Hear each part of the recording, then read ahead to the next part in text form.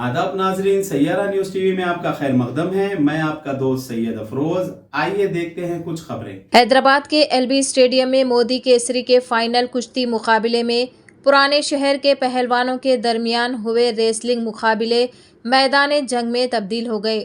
झगड़ा जफर पहलवान और सलाम बिन यूसुफ पहलवान के घर वालों के दरमियान शुरू हुआ। पहलवानों ने एक दूसरे पर कुर्सियों से मार लिया।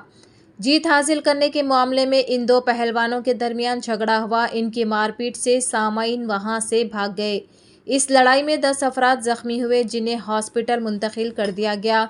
मुकामी लोगों की इत्तला पर पुलिस मौके पर पहुंच गई। साइबराबाद पुलिस ने स्टेडियम पहुंचकर दोनों ग्रुपों को मुंतशिर करने की कोशिश की। तब तक फर्नीचर और कुर्सियां तबाह हो गई। वाक़ये पर दोनों ग्रुपों ने पुलिस स्टेशन में एक दूसरे के खिलाफ शिकायत दर्ज करवाई है। पुलिस ने मुकदमा दर्ज कर लिया है और तफ्तीश कर रही है। लड़ाई में मुलव्विस कुछ लोगों को हिरासत में ले लिया गया है और इनसे पूछताछ की जा रही है।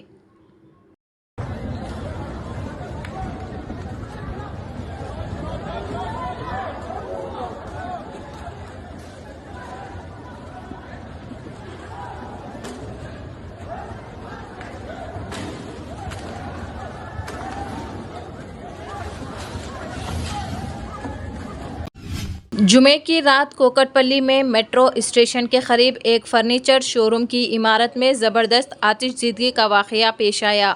फायर टेंडर्स ने मौके पर पहुंचकर आग पर काबू पा लिया। शुबा है कि शॉर्ट सर्किट की वजह से हादसा पेश आया, जिसकी वजह से पूरा शोरूम आग की लपेट में आ गया। राहगीरों ने आग देखी और फायर डिपार्टमेंट और पुलिस को इस बात की इत्तला दी।